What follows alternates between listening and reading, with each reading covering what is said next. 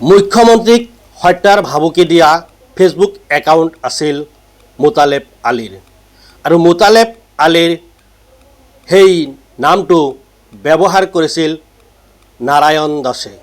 নাৰায়ণ দাসে মোতালেব আলী নাম লৈ ফেচবুক একাউণ্ট খুলি মুখ্যমন্ত্ৰীক দিছিল ভাবুকি আৰু ইয়াকে লৈ সংবাদ মাধ্যমত প্ৰচাৰ হৈ আছে বিভিন্ন ধৰণৰ বা বাতৰি। কিন্তু একাংশ সংবাদ মাধ্যমে নাৰায়ণ দাসৰ যি ফটো ব্যৱহাৰ কৰি আছে সেইজন ব্যক্তি প্ৰকৃততে নাৰায়ণ দাস হয়নে? আমি ক'ব বিচাৰিছোঁ যে একাংশ সংবাদ মাধ্যমে যি নাৰায়ণ দাসৰ ফটো ব্যৱহাৰ কৰি আছে সেই ফটোটোত নাৰায়ণ দাসৰ নহয়। সেইজন ব্যক্তি হৈছে মিণ্টুমণি ৰাজ।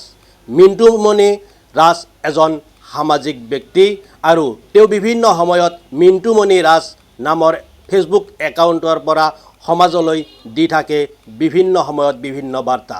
কিন্তু আজি সেই মিণ্টুমণি ৰাজৰ ফটো ব্যৱহাৰ কৰি একাংশ সংবাদ মাধ্যমে নাৰায়ণ দাস সজাই ব্যৱহাৰ কৰি আছে মিণ্টুমণি ৰাজক। আমি স্ক্ৰীণত দেখুৱাই আছোঁ যে এইটো সংবাদ মাধ্যমে ব্যৱহাৰ কৰিছে এইজন মিণ্টুমণি ৰাজৰ ফটো। এয়া হৈছে মিণ্টুমণি ৰাজ। মোতালেব আলী নামৰ যিটো ফেচবুক একাউণ্ট আছিল সেই একাউণ্টৰ পৰাই মুখ্যমন্ত্ৰী হিমন্ত বিশ্ব শৰ্মাক হত্যাৰ ভাবুকি দিয়া হৈছিল। কিন্তু আজি মিণ্টুমণি ৰাজ সামাজিক মাধ্যমত প্ৰচাৰ হৈ আছে নাৰায়ণ দাস বুলি। ইতিমধ্যে সামাজিক মাধ্যমত মিণ্টুমণি ৰাজৰ যি ফেচবুক প্ৰফাইল আছে আৰু সেই ফেচবুক প্ৰফাইলৰ পৰাই তেওঁ ভিডিঅ' যোগে এক বাৰ্তা প্ৰেৰণ কৰিছে। যিসকল সংবাদ মাধ্যমে এই মিণ্টুমণি ৰাজৰ ফটো নাৰায়ণ দাস হিচাপে ব্যৱহাৰ কৰিছে সেইসকলৰ ওপৰত লোৱা হ'ব আইনী ব্যৱস্থা। যোৱাকালি আচলতে মই ভিডিঅ' এটা দিছিলোঁ। তো এই ৰবিউল ইছলাম নামৰ ফেচবুক একাউণ্টৰ পৰা আচলতে হিন্দু লোকক ভাবুকি দিছিল। এইটো বস্তু আপোনালোকে দেখিব পাৰিব, এইটো বুজি পাব। এই নাৰায়ণ দাস বোলা মানুহ এইজন আছিল। এতিয়া নতুন কেছটো হ'ল এইটো। মই আচলতে এই নিউজটো পাই পেলাই সেইটোৰে এইটো নাম বুলি পেলাই আচলতে এই নাৰায়ণ দাসটো এইটো কথালৈ মই ভিডিঅ'টো বনাইছিলোঁ। আৰু এতিয়া একাংশই কি কৰিছে, আমাৰ ছ'চিয়েল মিডিয়াৰ কথা কওঁ, আমাৰ অসমীয়া নিউজ চেনেল এইবিলাকেও আচলতে ভালকৈ অসমীয়া বুজি নাপায় নেকি। কালি মই বনালোঁ ভিডিঅ'টো এইটোৰ ওপৰত যে সেই কাহিনীটোৰ যিজন মূল নায়ক আছিল। কিন্তু এতিয়া কি কৰিলে, মোৰ ফটোখনকে নি পেলাই কোনোবা নিউজ চেনেলে নাৰায়ণ দাস বনাই পেলাই ফেচবুকত ভাইৰেল কৰি আছে। গতিকে এই যিকোনো বস্তু এটা মানুহে চাওঁতে বা শুনোতে স্পষ্টভাৱে মূৰৰ পৰা শেষলৈকে শুনিব লাগে যে মানুহজনে কি কৈছে শুনাৰ পিছত তাৰপিছত কিবা এটা বনাব লাগে তাৰ সেই টপিকটোৰ ওপৰত, যে মানুহজনে কি ক'লে আৰু আমি কি শুনিলোঁ। এতিয়া মোকেই নাৰায়ণ দাস বনাই সজাই থৈ দিলে। তো মই নাৰায়ণ দাস নেকি?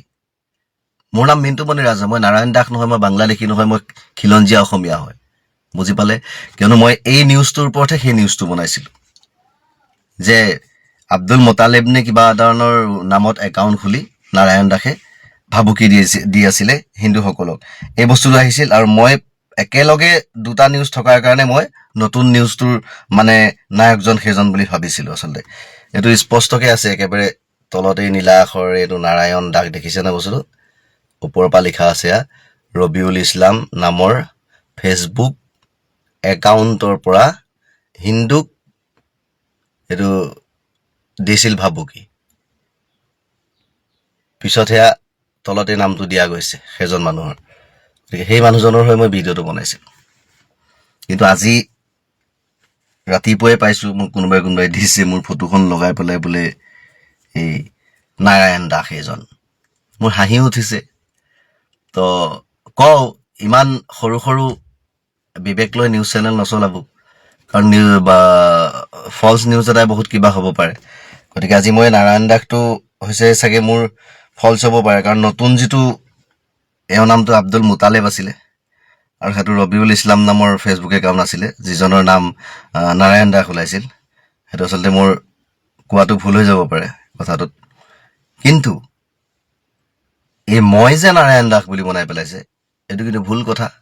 গতিকে এইটো অতি সোনকালেই নাইকিয়া হ'ব লাগে ছ'চিয়েল মিডিয়াৰ পৰা, নহ'লে প্ৰশাসনিক ব্যৱস্থা ল'ম। তো ধন্যবাদ। Justice for Zubeen Garg.